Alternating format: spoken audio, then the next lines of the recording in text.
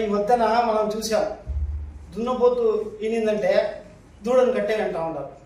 అసలు విషయం ఏంది, విషయంలో వాస్తవం ఏమైనా ఉందా, దీన్ని తెలుసుకోవాలా లేదా అనేది కూడా లేకుండా దాన్ని అయితే ప్రచారం లేనిది ఉన్నట్టు ప్రచారం చేయడం, దాన్ని మళ్ళీ అది తీసుకొని పోయి పోలీస్ కంప్లైంట్ పెద్ద బిల్డప్ చేయడం, ప్రజల్లో ఏంటంటే లేనిపోని అపోహలు సృష్టించడం సామాన్యం అయిపోయింది. దీనివల్ల ఏ పాపం ఏవి ఎరగని నాయకులు పెద్ద మనుషులు కూడా చాలా బాధపడుతున్నారు. సరే, వాస్తవానికి ఈరోజు మీరంతా మనం చూసాం, 2 ప్రముఖ ఛానళ్లలో, తర్వాత పత్రికల్లో, ఫేస్బుక్లో ఏదో వెంకటేశ్వరపురంలో 100 కోట్లు విలువ చేసే ప్రభుత్వ ఆస్తిని అనిల్ కుమార్ యాదవ్ గారు కబ్జా చేసేసినట్టు దానికి మళ్ళీ తీసుకుని పోయి ఒక కంప్లైంట్ ఇవ్వడం చాలా బాధాకరం అయింది. అసలు దీంట్లో ఒక 0.1% కూడా వాస్తవం లేకుండా ఏమీ అభం శుభం తెలియని నాయకుల్ని ఇరికించడం, ఇటువంటి చాలా బాధాకరం, చాలా ఇది. అది వాస్తవానికి ఈ ల్యాండ్ వివరాలు చూద్దాం. ఈ ల్యాండ్ 2022/2 సర్వే నెంబర్. ఈ ల్యాండ్ బై CJFS SC/STకి సంబంధించిన ప్రభుత్వ భూమి. దీనికి హక్కుదారులు ఎవరు ఉండరు, అనుభవదారులు. ఆ రోజుల్లో పెన్నా పక్కన ఆ ల్యాండ్లకి ఏం విలువ ఉంది, ఏం లేదు. ఇసుక మేటలు వేసిన పరిస్థితుల్లో ఎవరు ల్యాండ్ దగ్గర ఉంటే ఎప్పుడు 40, 30, 40, 50 సంవత్సరాల క్రితం ఆ ల్యాండ్కి పట్టించుకునేవాడే లేడు, ఎవరో అనుభవం ఉన్నారు. అయినా కూడా ప్రభుత్వ రికార్డులో ఏ రోజు కూడా వాళ్ళ పేరు లేదు, ప్రభుత్వ భూమి అనే ఉంది. ఈ ప్రభుత్వ భూమి 2 ఎకరాలని అనుభవదారుడుగా కౌసర్ జాన్ అనే మహిళ, వాళ్ళ అన్న యజ్దాని వాళ్ళు అనుభవదారులని చెప్పుకుంటా ఉన్నారు. దానికి ఆధారాలు ఎటువంటి పేపర్లు లేవు, అది స్టేషన్ పేపర్ కూడా లేదు. ఏందో అగ్రిమెంట్ లాంటి ఒక పేపర్ ముక్క తీసుకొని వాళ్ళు తిరిగేది, మాకు ల్యాండ్ ఉంది అక్కడ, ఎవరైనా కొనండి అని చెప్పేసి మోసం చేసే ఉద్దేశంతో ప్రజల్ని ఆ ల్యాండ్ తీసుకుని చాలామంది కూడా మోసపోయారు. దాంట్లో ఏదో ల్యాండ్ ఉందా అని చెప్పేసి చూస్తే అది ప్రభుత్వ భూమి. ఆ పేపర్లు తీసుకుని చాలామంది దగ్గర, మా ఓటి వాళ్ళ దగ్గర వచ్చిన సందర్భం ఉంది. ఇప్పుడు 15-20 సంవత్సరాల క్రితమే మేము గమనించి, ప్రభుత్వ భూమి కదమ్మా, అది మనం కొనలేము, CJFS ల్యాండ్ SC/STకి సంబంధించింది ప్రభుత్వ భూమి, ఇది కొనే పరిస్థితి లేదు, అనుభవంలో ఉంటే మీరే చేసుకోవచ్చు అని చెప్పేసి పంపించిన పరిస్థితి. ఈ ల్యాండ్ని వాస్తవానికి 2015వ సంవత్సరం టిట్కో గృహాలు నిర్మించడానికి అప్పటి ప్రభుత్వం, తెలుగుదేశం ప్రభుత్వం నిర్ణయించి ఆ ల్యాండ్ని అక్వైర్ చేసింది. ఈ 2 ఎకరాలు కాదు, ఆ చుట్టుపక్కల చాలా భూముల్ని వాళ్ళకి సంబంధించిన ఎటువంటి క్యాష్ ఇవ్వలేదు, వాళ్ళకి అక్వైర్ చేసేసారు. దానికి సంబంధించిన అన్ని పేపర్లు ఉన్నాయి. 2015లోనే ఈ ల్యాండ్ని ప్రభుత్వం అక్వైర్ చేసేసేది. అటువంటిప్పుడు వాళ్ళ ల్యాండ్ ఎందుకు వద్దేది కదా, ఒకవేళ ఉన్నా కూడా అసలే ప్రభుత్వ భూమి. దానికి తోడు ఏంటంటే వీళ్ళు అనుభవదారులు SC/STలకి సంబంధించిన భూమి అయినా కూడా ప్రభుత్వం అక్వైర్ చేసినప్పుడు అప్పుడు కూడా వీళ్ళు ఈ పేపర్లు తీసుకుని ముళ్ళ తిరిగేది. ఏదో తన భూమి ఉన్నట్టు ఈ భూమిని ఏంటంటే అమ్మాలి అన్నట్టు, ఎవరు కొనలేదు. అట్లాంటి పరిస్థితుల్లో దీన్ని ప్రభుత్వం అక్వైర్ చేసేసింది. చేసిన తర్వాత చాలామంది ఏంటంటే ప్రభుత్వ భూమి అర్థమైపోయి ఎవరు అసలు దాన్ని పట్టించుకునే పరిస్థితి లేదు.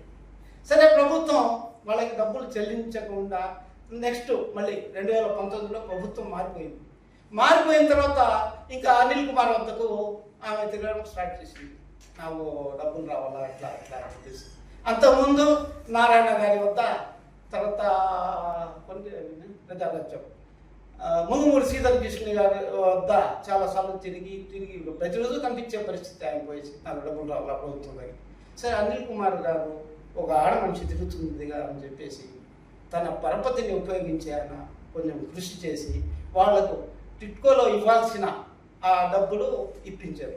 దానికి తోడు 4 సంవత్సరాలైంది శాంక్షన్ అయ్యి. 4 సంవత్సరానికి సంవత్సరానికి ₹1,00,000 చొప్పున 20 లక్షలు రావాల్సి ఉంటే వాళ్ళకి 24 లక్షలు ఇప్పించారు. అది ఆయన చేసిన తప్పు. డబ్బులు గవర్నమెంట్లో, పాత గవర్నమెంట్లో ఇరుక్కుంటే కూడా దయతెలిచి ఓ ముస్లిం మహిళ అని చెప్పేసి ఆమెకు రావాల్సిన డబ్బులు కృషి చేసి ఇప్పించారు. అది ఆయన చేసిన ఆమె సహాయానికి ప్రత్యుపకారంగా ఆమె ఏంటంటే ఇప్పుడు ప్రస్తుతం అనిల్ కుమార్ గారిని ఇరికించి ఆయన ఏదో కబ్జా చేసినట్టు ఆ 22/22/2 ఆ సర్వే నెంబర్లో ఈరోజు మనం చూసాం వైఎస్ఆర్ కాంగ్రెస్ పార్టీ కార్యాలయం కడుతున్నాం. ఈ కార్యాలయం పరిస్థితికి వస్తే ఈ కార్యాలయాన్ని ఆంధ్రప్రదేశ్లో 2019లో జగన్మోహన్ రెడ్డి గారు ప్రభుత్వం ఏర్పాటు చేసిన తర్వాత 2021లో ఒక లెటర్ రాశారు ప్రభుత్వానికి. ఏమని, మాకు పార్టీ ఆఫీసుల కోసం జిల్లాకు ఒక చోట ప్రభుత్వ భూమి ఉంటే లీజుకు కేటాయించండి అని.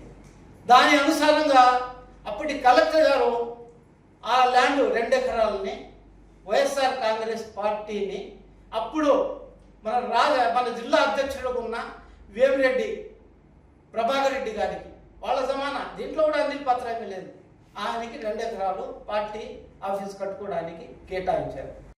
లీజ్ అమౌంట్ 33 సంవత్సరాలకి ప్రభుత్వం నిర్ణయించింది ఎకరాకు 1000 రూపాయలు అని చెప్పేసి 60,000 రూపాయలు కూడా ఆ రోజు కట్టేయడం జరిగింది. సరే, ప్రభుత్వాన్ని అడిగాము, ప్రభుత్వం ఇచ్చింది పార్టీ ఆఫీస్ కోసం. దీంట్లో ఎటువంటి ఏముంది అండి, ప్రలోభం ఏమైనా ఉందా, దీంట్లో చట్ట వ్యతిరేకత ఏమైనా ఉందా? ఆ ల్యాండ్ని పార్టీ ఆఫీస్ కోసం మళ్ళీ 1 సంవత్సరం 1.5 సంవత్సరం తర్వాత అప్పటి జిల్లా అధ్యక్షులు వేమిరెడ్డి ప్రభాకర్ రెడ్డి తన చేతుల మీద దాన్ని కట్టడం స్టార్ట్ చేశారు. ఆయనే కట్టారు. నేను చెప్తున్నాను కదా, మేము పార్టీ ఆఫీస్ కాదు, ఆయన ముందు వచ్చి నేను కడతాను పార్టీ ఆఫీస్ అని చెప్పేసి ఆయన అడగండి, నేను కడతానని చెప్పేసి కట్టడం మొదలుపెట్టారు. చాలా వరకు నిర్మాణం పూర్తయింది. ఇటీవల 2 నెలలు 3 నెలల క్రితం పార్టీ మారక ముందు వరకు కూడా పార్టీ జిల్లా కార్యాలయం పనులు జరుగుతూనే ఉన్నాయి. అలా 2-3 నెలల నుంచి పని కూడా ఆపేయడం జరిగింది. దీనికి సంబంధించిన అన్ని పర్మిషన్లు ప్రతి ఒక్క విషయం ఆయన దగ్గరే ఉంది. వేమిరెడ్డి కూడా అది అడగవచ్చు. ఇంకోటి, దీనికి ఈ ల్యాండ్కి సంబంధించిన డబ్బులు వేసేశారు కదా అనిల్ కుమార్ గారు కలెక్టర్ ద్వారా. ఈ చెల్లించారా లేదా అని, ఏ రోజు చెల్లించారు, ఎవరికి చెల్లించారు అన్న వివరణ కావాల్సి ఉంటే మీరు కలెక్టర్ గారిని అడగవచ్చు. సమస్యగా ఇవ్వరు కదా ప్రభుత్వం. చెక్కుల ద్వారా బ్యాంక్ అకౌంట్లో జమ చేశారు, చేసి ఉంటారు. మీరు కలెక్టర్ గారిని అడిగితే మొత్తం వివరాలు చెప్తారు. దీనికి మా కొందరు మిత్రులు పత్రికా విలేకరులు లేని ఉన్నట్టు భ్రమ కలిగించేసి ఈ విధంగా పార్టీని అనిల్ కుమార్ యాదవ్ గారిని తప్పుతో ప్రజల్లో ఏంటంటే చులకన చేసి వారి వ్యక్తిత్వానిపై మచ్చ తెచ్చే విధంగా చేయడం చాలా ఘోరమైన తప్పండి. దీన్ని మేము పార్టీ పరంగా ఆంధ్ర రాష్ట్రంలో ఉన్న వైఎస్ఆర్ కాంగ్రెస్ పార్టీ శ్రేణులు అభిమానులు అందరూ ఖండిస్తున్నాం. ఇటువంటి చర్యలని దయచేసి ఇక మీరు ఇట్లా చేయకుండా ఆపాలని చెప్పేసి ఇటువంటి అందరినీ కోరుతున్నాం. ఈ విషయం పార్టీ పెద్దలకి తెలియపోయి ఉండొచ్చు, వాళ్ళ కనుసనలో జరిగి ఉండొచ్చు. మన నారాయణ గారు ఎవరైనా ఉంటారు పార్టీ నాయకులు, వాళ్ళ ప్రోద్బలం మేరకు కూడా జరిగి ఉండొచ్చు. దీనిపై తప్పకుండా ఏంటంటే మేము చట్టం అని మేము పరువు నష్టం దావా చేసి ఆ పత్రిక ఎవరెవరండి ఇది ఎవరెవరు పత్రికా విలేకరులు పత్రికా ఛానల్స్ దీన్ని ప్రచారం చేశారో, అదేవిధంగా దీన్ని అనవసరంగా పోలీస్ కంప్లైంట్ చేసి దీన్ని ఇది చేశారో వాళ్ళ మీద తప్పకుండా చట్ట ప్రకారంగా వాళ్ళ పరువు నష్టం దావా వేస్తాం. వాళ్ళ విషయం ఇంకా ముందు కూడా చూడడం జరుగుతుంది. దయచేసి మీ అందరికీ పత్రికా విలేకరులకు ముఖ్యంగా నేను చేతులెత్తి నమస్కరించి కోరేది ఏంటంటే, ఏదైనా విషయం వచ్చినప్పుడు వివరణ తీసుకొని మీరు ప్రచారం చేస్తే చాలా బాగుంటుంది. లేదు నిజాలు ఏందో ఏ విషయం ఏంది అనేది అని చెప్పేసి మిమ్మల్ని అందరినీ కోరుతున్నాను. ఇటువంటి దుష్ప్రచారాన్ని ఖండించవలసిందిగా కోరుతున్నాను. నమస్కారం. నా పేరు సయ్యద్ హంజా హుస్సేన్.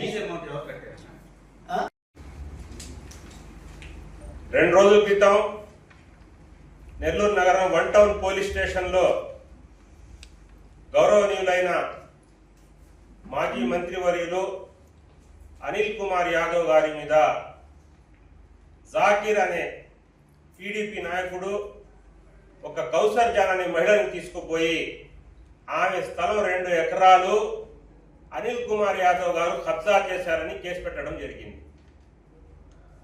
ఆ రోజు మీడియాలో వాళ్ళు మాట్లాడతారు, వైసీపీ పార్టీ ముస్లిం పక్షాన ఉంది, మరి ఈరోజు ఒక మైనార్టీ మహిళ ఆమె యొక్క స్థలాన్ని కబ్జా చేయడం ఇది ఎంతవరకు అన్యాయం, దీని మీద విచారణ చేయాలి, ఆమె మీద ఎఫ్ఐఆర్ చేయాలని కేసు పెట్టారు. మరి ఈరోజు అదే ఆమె తీసుకున్న ఈ డాక్యుమెంట్ ప్రకారం మనం అడంగల్ కాపీ తీస్తే ఈ భూమి ప్రభుత్వ భూమి అని ఉంది.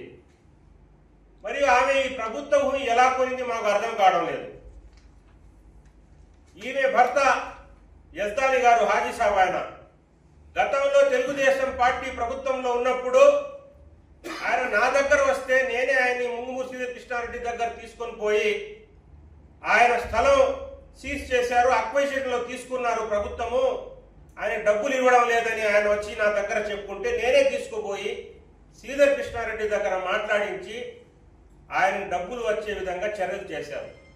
మరి అప్పుడు రికార్డ్ ప్రకారం ఏంటంటే ఈమె పేరు లేదు, ఈమె తమ్ముడు పేరు ఉంది రికార్డులో, ఆయన పేరు కూడా యజ్దాని. కావున ఆ రోజున ఇదే మంత్రి నారాయణ గారు ఉన్నప్పుడే ఆయన స్వయంగా ఆయన పేరు ఎక్కించి ఆ భూమిని అక్విజిషన్ చేసి ఈ కౌసర్ జాన్ అనే మహిళ యొక్క తమ్ముడు యజ్దాని పేరు మీద 20 లక్షలు వేయాలని అప్పుడు అప్రూవల్ చేయడం జరిగింది. అయితే అప్పులు పడలేదు. తర్వాత వైసీపీ ప్రభుత్వం వచ్చిన తర్వాత తరచూ వీరు తిరుగుతున్నప్పుడు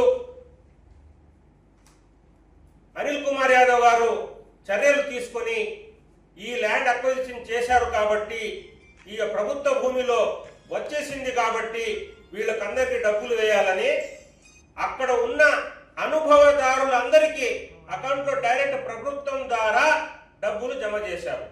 అయితే ఈమె ఏదైతే నాకు డబ్బులు రాలేదని చూపిస్తుందో ఆ భూమి యొక్క తాలూకా డబ్బులు 20 లక్షలు శాంక్షన్ చేస్తే టీడీపీ ప్రభుత్వం, వైసీపీ ప్రభుత్వం దాన్ని 24 లక్షలు కింద ఆమె యొక్క తమ్ముడు యజ్దాని భాష అకౌంట్లో వేయడం జరిగింది. మరి వారి ఇద్దరి మధ్యలో ఏం విభేదాలు ఉన్నాయో మనకు సంబంధం లేదు. అది అనిల్ కుమార్ యాదవ్ గారికి సంబంధం లేదు. మరి తెలుగుదేశం ప్రభుత్వంలో శాంక్షన్ అయిన డబ్బులు వారి యొక్క అకౌంట్ లో జమ అవ్వలేదు. మరి అనిల్ కుమార్ యాదవ్ గారు ఆ యొక్క డబ్బుల్ని ఎవరైనా అయితే అనుభవదారులు ఉన్నారో వారి అందరి అకౌంట్ లో వేయడం జరిగింది. గతంలో శాంక్షన్ అయిన అమౌంట్ కన్నా ఎక్కువ డబ్బులు వాళ్ళ అకౌంట్ లో వేయడం జరిగింది. మరి ఈమెకి ఆ స్థలం గల యొక్క ఆయన అకౌంట్ లో డబ్బులు అడిగిన సంబంధం లేదు. వారి కుటుంబం సమస్య అది. అప్పట్లో ఆయన తమ్ముడు డబ్బులు ఇవ్వకపోతే ఆయన తమ్ముడు మీద కేసు పెట్టాలి, కానీ అనిల్ కుమార్ యాదవ్ గారి మీద కేసు పెట్టడం ఏమింది? అసలు ఎంత విడ్డూరంగా ఉంది. ఇంకో విషయం, 1 ఎకరా 100 కోట్లు అంటాడా? పెన్నా నది నడి ఒడ్డున 1 ఎకరా 100 కోట్లు ఉంటుంది సార్, మీరు చెప్పండి. మాగుంట లేఅవుట్లోనే కూడా లేదు ఎకరా 100 కోట్లు. ఎంత హాస్యాస్పదంగా ఉంది. ఒక పార్టీ తరఫున మీడియాలో సుమారు 100 మీడియా మిత్రులు ఉంటారు, అందరి సమక్షంలో తెలియకుండా అతి తెలివిగా ప్రవర్తించడం, అంటే ఏదో ఒకటి సానుకూల చూసుకొని అనిల్ కుమార్ యాదవ్ బురద జల్లడం, ఇది ఎంతవరకు న్యాయం? మరి ఈరోజు చెప్తున్నాం, ఎవరైతే అనిల్ కుమార్ యాదవ్ గారి మీద బురద జల్లడానికి ప్రయత్నించారో, ప్రత్యేకంగా జాకీర్ గారు, మరి కౌసర్ జాన్ గారు, మరి మహానీజ్ గారు, ఆయన అయితే డైరెక్ట్ ఇంట్లోనే పోయి కూర్చొని మంచం మీద ఇంటర్వ్యూ చేశాడు. ఆమెకి అనిల్ కుమార్ యాదవ్ న్యాయం చేశారు.